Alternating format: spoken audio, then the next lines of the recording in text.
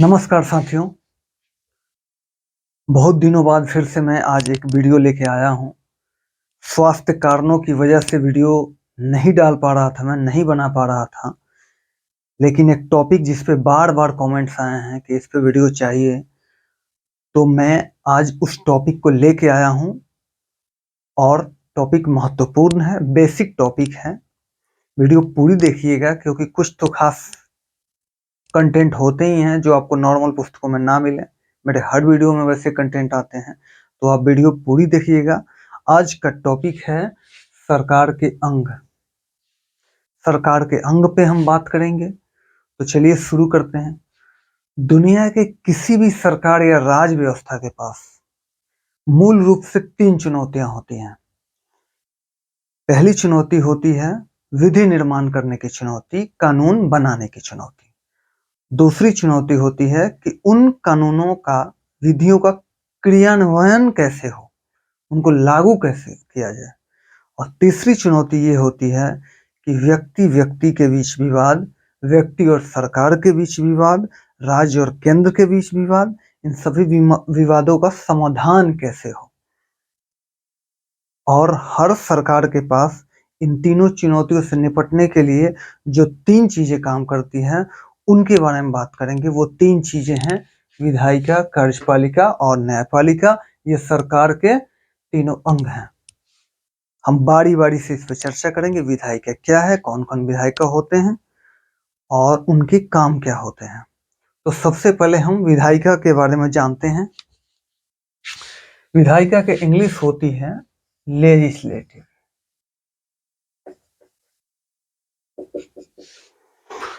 Okay, legislature होती है, legislature. इसकी इंग्लिश होती है एग्जीक्यूटिव और इसकी इंग्लिश होती है जुडिशियरी। विधायिका का काम विधि का निर्माण करना है, विधि या कानून का निर्माण करना है, निर्माण करना है, विधि या कानून का निर्माण करना है। अब देखिए, हमारे भारत में सरकार के 3 स्तर हैं, केंद्र सरकार, राज्य सरकार और स्थानीय सरकार।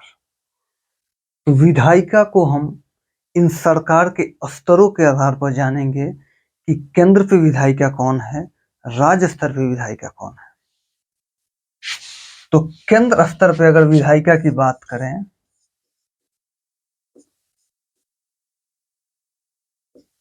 तो केंद्र में जो विधि निर्माण का काम है, यानी केंद्र की जो विधायिका है, वो संसद है।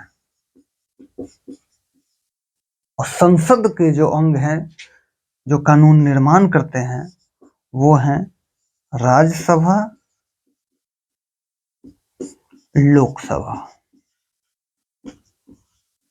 राज्यसभा और लोकसभा, इसको निम्न सदन कहा जाता है और इसको उच्च सदन कहा जाता है। अब देखिए, संविधान में कहीं यह नहीं लिखा है कि राज्यसभा उच्च सदन है और लोकसभा निम्न सदन है। ये ब्रिटेन से ली गई अवधारणा है। ब्रिटेन में हाउस ऑफ कॉमन और हाउस ऑफ लॉर्ड्स है। हाउस ऑफ कॉमन निम्न सदन है वहां पे, और हाउस ऑफ लॉर्ड उच्च सदन है। हाउस ऑफ लॉर्ड अपने आप को उच्च दिखाने के लिए उसने अपने आप को हाउस ऑफ लॉर्ड कर लिया, उसका ही अनुसरण यहाँ हुआ।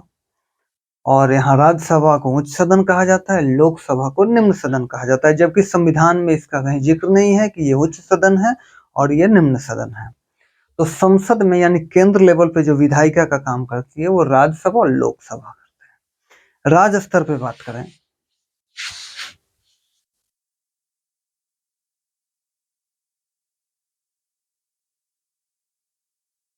तो राज्य स्तर पे जो विधायिका का कार्य होता है, वो विधानसभा करती है।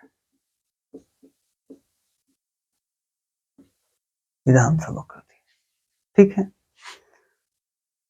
देखिए, विधायिका का काम विधि बनाना है, विधि लागू करना नहीं है। अब जब विधि बन गई तो उसको लागू भी तो करना होगा। बिना क्रियान्वयन के कैसे कोई विधि पूरे देश में मतलब दौड़ पाएगी, रन कर पाएगी। तो विधि अगर निर्मित होती है तो उसे लागू करने वाला भी चाहिए। तो इसके लिए हमें कार्यपालिका की आवश्यकता पड़ी। कार्यपालिका का काम है विधि को लागू करना। कार्यपालिका का काम है विधि को लागू करना।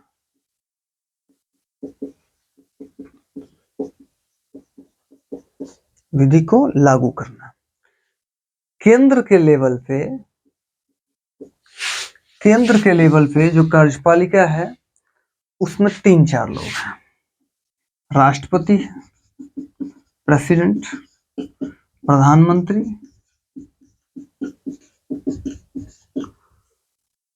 और मंत्रीगण।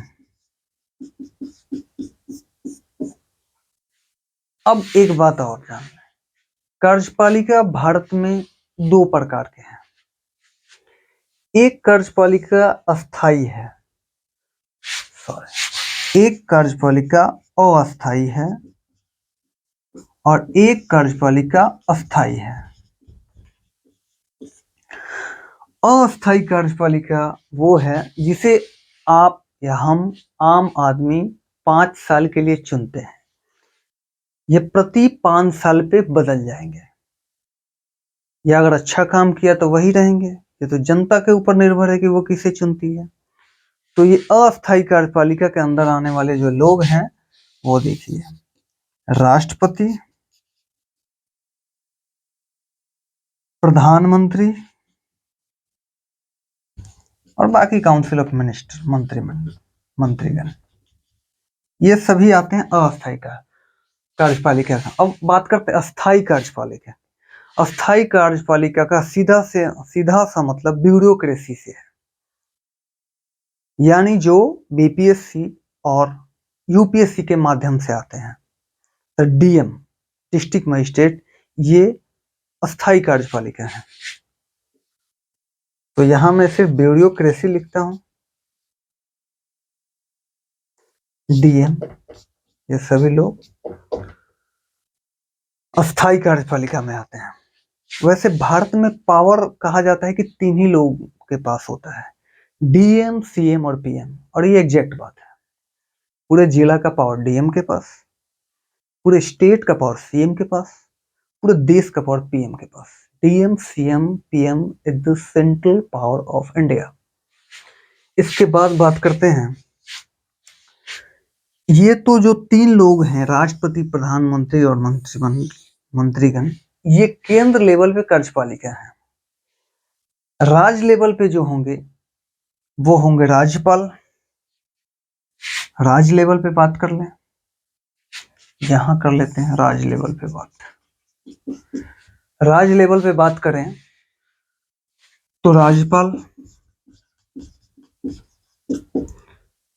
मुख्यमंत्री, चीफ मिनिस्टर, गवर्नर और मंत्री, ये लोग होते हैं केंद्र के राज्य लेवल पे एग्जीक्यूटिव यानी कार्यपालिका। अब आप देखिए, कार्यपालिका का एक और काम होता है, पॉलिसी निर्माण करना, नीति का निर्माण करना। विधायिका का काम विधि बनाना है और कार्यपालिका का काम पॉलिसी लाना है। अब देखिए, मोटर व्हीकल एक्ट अगर लाना है तो विधायिका लाएगी।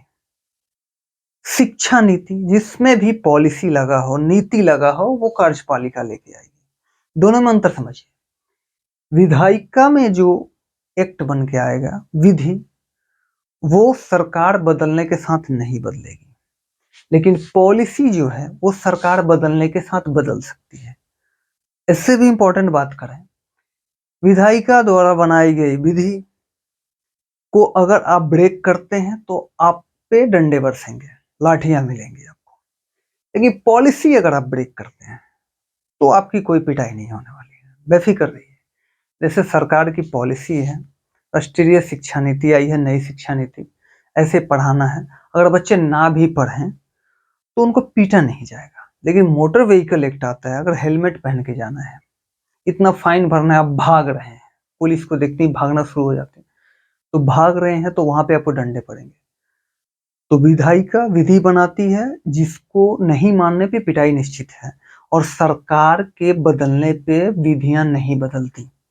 लेकिन पॉलिसी जो है उसमें कोई दंड नहीं है, और सरकार के बदलने पे पॉलिसी भी बदल जाती है। हर सरकार की अपनी अपनी पॉलिसी होती है। ओके, अब हम बात करेंगे जुडिशरी के बारे में। अब देखिए, विधि बन गए, विधि का क्रियान्वयन भी हो गया, तो विवाद तो होना तय है। किसी विधि को लेकर किसी व्यक्ति को कोई दिक्कत आ गई, तो उसको समाधान चाहिए, तो वो कहाँ जाएगा? तो यहाँ भी न्यायपालिका की बात करें तो न्यायपालिका व्यक्ति व्यक्ति के बीच के विवाद को का समाधान करता है, व्यक्ति राज्य के बीच के विवादों का समाधान करता है, राज्य और केंद्र के बीच के विवादों का समाधान करता है, राज्य और राज्य के बीच के विवादों का समाधान करता है। तो ये भी 3 लेवल के होते हैं। केंद्र में, यानी जो सबसे पावरफुल, जिसके अंदर में बाकी सारे ने कोर्ट्स आते हैं, वो है supreme court. Supreme court state level पे हाई कोर्ट, और एक और होता है जिला अधीनस्थ का, डिस्ट्रिक्ट कोर्ट बोल सकते हैं। देखिए, सुप्रीम कोर्ट जो है स्वतंत्र है यहाँ पे न्यायपालिका, इसीलिए इतनी ताकतवर है। आप उस पर सरकार बाध्य नहीं कर सकती उसको, वो गलत सही चुनने की उसे पूरी आजादी है, और गलत को दंडित करने का पूरा अधिकार है। उसमें सरकार कोई हस्तक्षेप नहीं कर सकती। हाँ, ये अलग बात है कि इंदिरा गांधी के टाइम में, इंदिरा गांधी का जब शासन था, तो उन्होंने न्यायपालिका के साथ ऐसा कुछ व्यवहार किया था। ये थोड़ी लंबी कहानी है कि जजों के साथ उनका थोड़ा सा संघर्ष हुआ था, और उन्होंने कुछ दिनों के कुछ सालों के लिए जजों को अपने अनुसार चलाया था, लेकिन बाद में ये परंपरा हट गई। तो जब हम कभी इमरजेंसी की बात करेंगे कि इमरजेंसी क्यों लगी, कैसे लगी, तो उसमें इसकी चर्चा आसानी से करेंगे। लेकिन आज हम फिलहाल यही जानते हैं। तो एक बार हम रिकैप करते हैं। विधायिका का मतलब होता है विधि या कानून बनाना। सेंट्रल लेवल पे कानून बनाने का काम संसद यानी राज्यसभा, लोकसभा, स्टेट लेवल पे विधानसभा। विधि को सरकार बदलने के साथ नहीं बदला जा सकता। विधि को ब्रेक करने पे आप दंडित होंगे। कार्यपालिका का काम है विधि का क्रियान्वयन करना, और एक और काम है कार्यपालिका का पॉलिसी बनाना। पॉलिसी सरकार बदलने के साथ बदल जाती है, और पॉलिसी ब्रेक करने पे आपको दंड नहीं दिया जाएगा। केंद्र लेवल पे जो एग्जीक्यूटिव का काम है वो राष्ट्रपति, प्रधानमंत्री और मंत्रीगण करते हैं। राज्य लेवल पे राज्यपाल, मुख्यमंत्री और मंत्री करते हैं। कार्यपालिका के 2 भाग करते हैं। एक अस्थायी, जिनको 5 साल के लिए चुना जाता है, राष्ट्रपति, प्रधानमंत्री और मंत्रीगण। अस्थायी ब्यूरोक्रेट्स, यूपीएससी के लेवल पे है, सेंट्रल में तो डीएम, स्टेट लेवल पे है तो एसडीएम आदि।